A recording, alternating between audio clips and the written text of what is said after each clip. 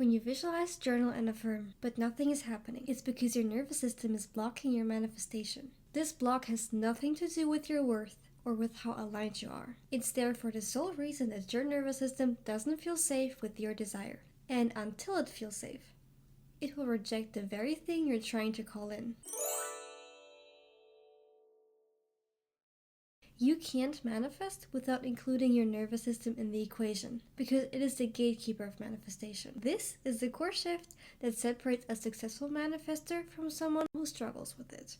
You don't manifest from your mind, you manifest from your nervous system. You have to understand that receptivity is biological, not just spiritual. You choose what you attract through your thoughts, but it's your body that decides which of those things you can actually receive.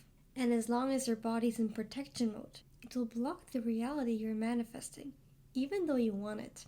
Manifestation requires your mind and your body to be on the same page. The way your nervous system operates is not by just asking, do I want this? It is way more profound than that.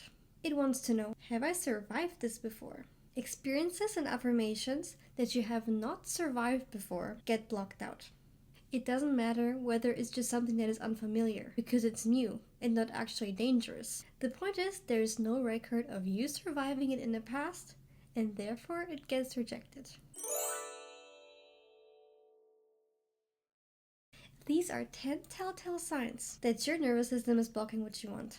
And a bonus sign that is not just the most common thing people struggle with, but also the most sneaky and misunderstood one. Anxiety or fear around success. Are you scared that you won't know what to do with your manifestation once you get it? Are you terrified of getting what you want, just to lose it? Would people judge you or turn against you for having more than them? If you'll get more attention, what if it will all be negative? This is not rational, it's your nervous system talking.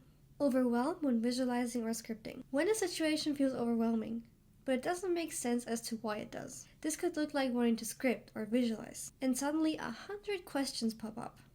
Is this detailed enough? Is this exactly what I want? Shouldn't I rather do it another way? I'm talking about the kind of overwhelm that blurs your clarity, that makes your focus drift in all kinds of directions. It's your nervous system's protection mechanism, because as long as things are blurry, they are not a threat. They're just smoke and mirrors. But once you get really detailed and specific, the picture of the enemy got painted, and your nervous system has to battle it. Resistance disguised as this feels fake. Why are some affirmations believable for one person, but feel fake to someone else? When something feels fake, it has nothing to do with how realistic it is. In reality, making you feel like something is fake is your nervous system's way of resisting that thing. This feels fake is resistance trying to pose its logic. Shallow breathing, tight chest, racing heart when doing your methods. This is the most obvious sign, and it's really hard to miss. Chronic fatigue. When you constantly feel lazy, it might just be chronic fatigue, which happens when your nervous system perceives a low level, but nonetheless constant threat. What is happening is that your nervous system is in a functional freeze state. This means that it notices that you are facing a lot of new things, or doing a lot in general, and it fears that you might burn out. So it wants to help you preserve energy, and it does that by shutting down your motivation, energy, and focus. Your nervous system isn't tired. It's trying to protect you from action it sees as dangerous. Hyperactivity. Hyperactivity occurs when you always seem to be doing something, but it's essentially getting you nowhere. This is dangerous because it's anxiety disguised as productivity.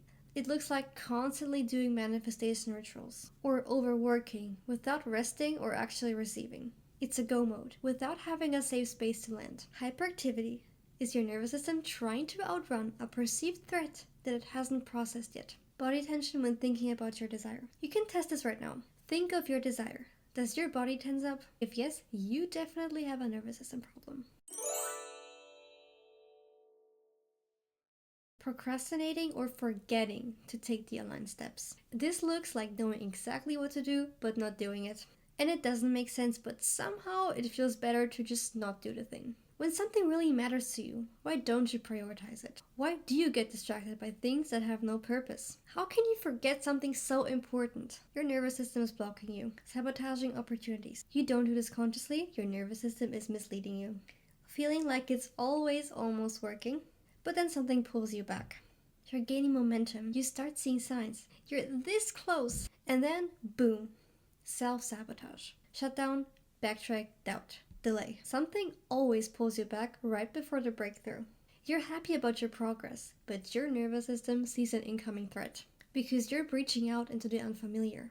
And because your body is trained to pull you back to the emotional baseline it knows how to survive. It will do this every time, unless you stop it. Now the bonus sign. Hyperfixation on how or when it will happen. Constantly needing to control the outcome or timeline instead of trusting the process. Sound familiar? Now you finally have a real answer as to why this happens.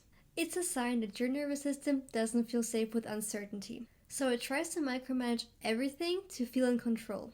Because this last point is so important, this familiarity trap gets its own chapter in this video. Let's get right into it. The root of all resistance and blockages is this. Your nervous system equates familiar with safe, even if that means staying in situations that don't serve you. And familiarity is the compass it follows. This has the following implications. The subconscious doesn't care about your goals. It cares about what feels known.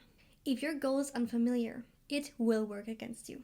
But if you make it familiar, it will be on your side.